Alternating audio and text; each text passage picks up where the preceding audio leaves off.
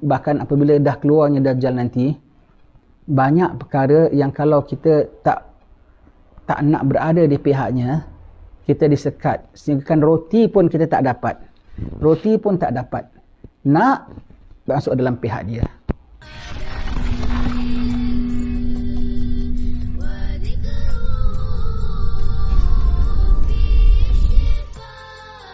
Bismillahirrahmanirrahim. Alhamdulillahirrabbilalamin. Wa sallallahu sallama ala Sayyidina Muhammadin wa ala alihi wa sahbihi ajma'in. Assalamualaikum warahmatullahi wabarakatuh.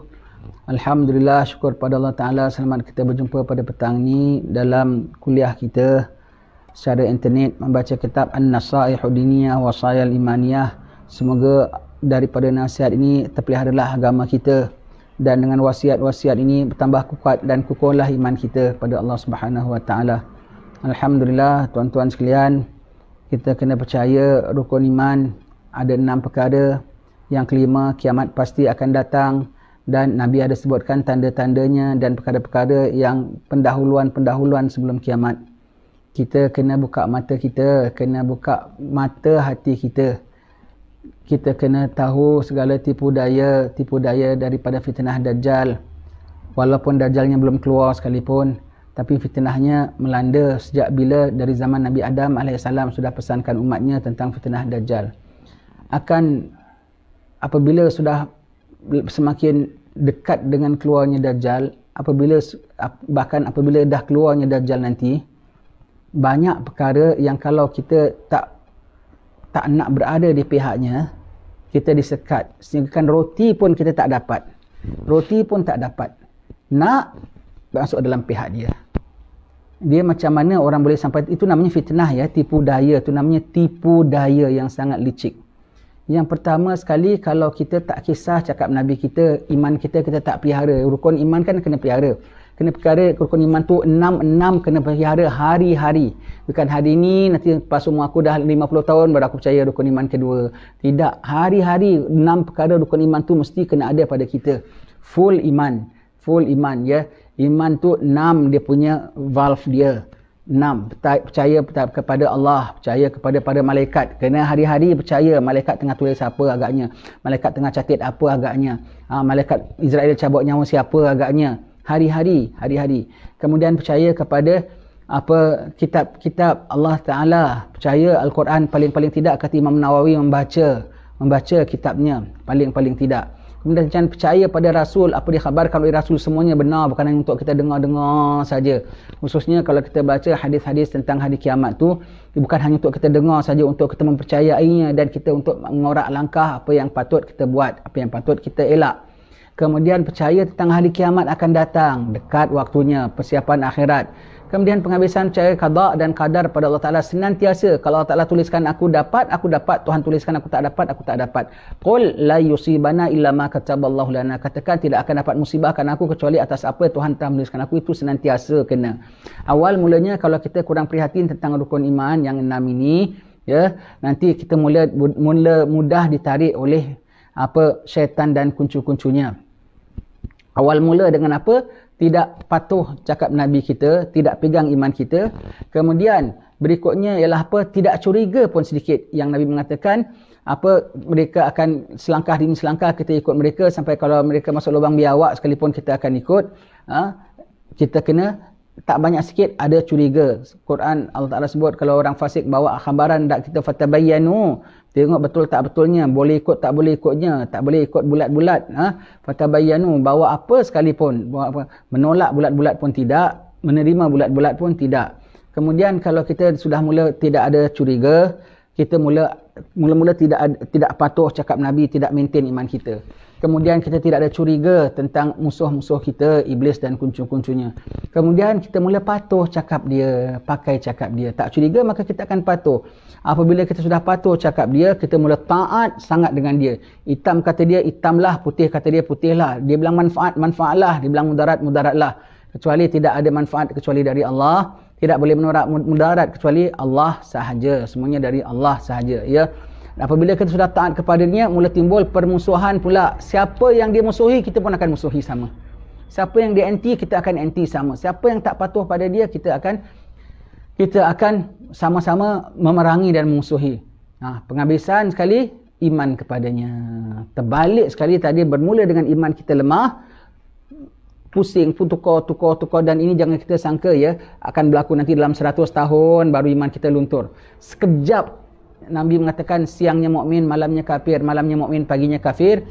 Sekejap boleh berlaku. Dia punya evolve satu step ke satu step tu sekejap saja boleh membuat kita sampai dah copot imannya, coplok imannya, naudzubillah min zalik, tertanggal imannya dengan sekejap saja, ya. Ketahui tuan-tuan sekalian, apabila waktu fitnah Dajjal nanti, dia akan siapa yang tidak berpihak kepadanya, siapa tidak mempersetujuinya akan terhalang dengan macam-macam tau. Sampai roti pun nak dapat susah. Kita tengok kawan kita kenyang makan roti, kita kok tak dapat. Bukan apa saja, angguk aja dengan dia. Angguk saja. Ada mudarat tak angguk? Kau dah iktiraf, kau angguk saja dengan dia. Kau iyakan saja dengan dia. Dia bilang buat ini, iya. Itu saja. Dapatkannya roti, dia kasih burger lagi. Dia kasih burger lagi, dia kasih macam-macam lagi. Itu saja. Ingat ya. Ingat, dia boleh izin ke, dia boleh larang ke, semua dengan kudrah Allah juga. Rezeki kita dari Allah, bukan dari dia. Rezeki kita dari Allah, bukan dari dia.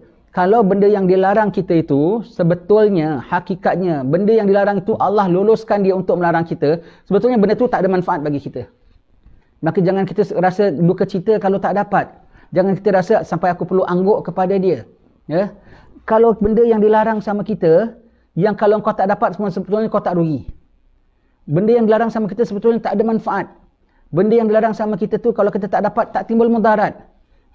Maka kita tak payah nak berduka cita kalau benda yang kita biasa kita dapat kau tak dapat.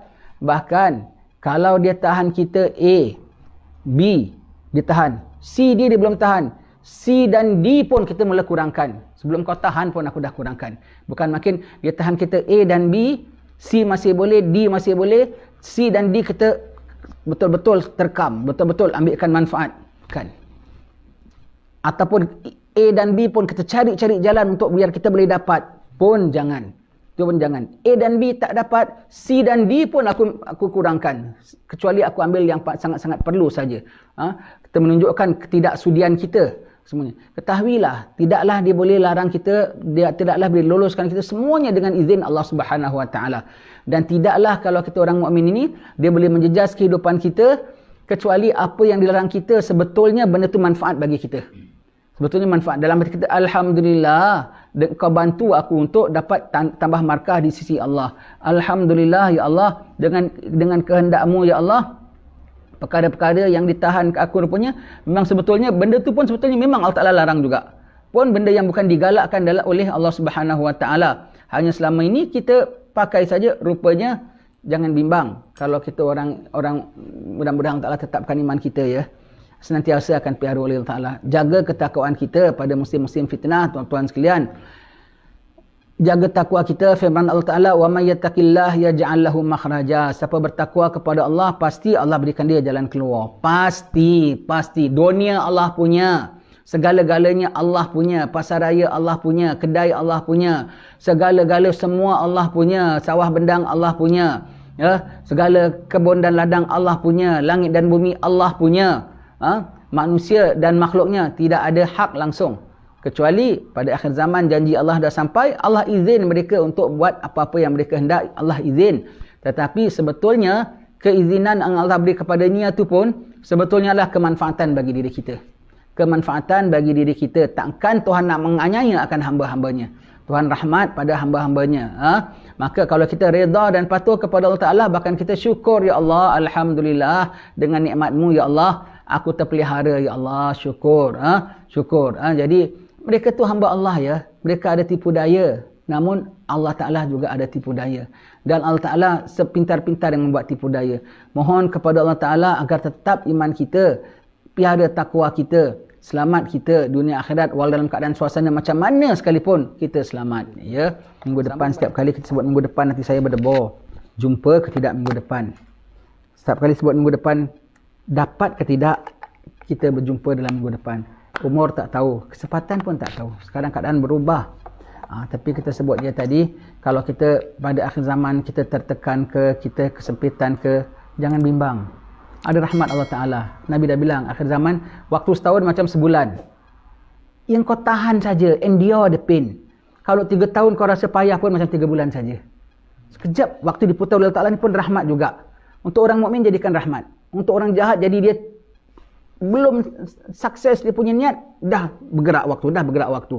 Siapa boleh challenge Allah? Siapa boleh lomba dengan Allah? Untuk orang mukmin jadi rahmat. Tanggung, payah, tersekat, susah, sempit, kena tahan. Setahun, dah setahun rupanya, kok macam tak rasa ya? Rahmat Allah Ta'ala. Rahmat Allah Ta'ala. Damping sama Allah Ta'ala, selamat. Allah punya dunia, Allah punya akhirat, Allah punya segala-galanya. Allah yang punya kuasa mutlak. Tenangkan hati dan happy-happy. Wallahu a'lam bishawab. Alhamdulillah rabbil alamin.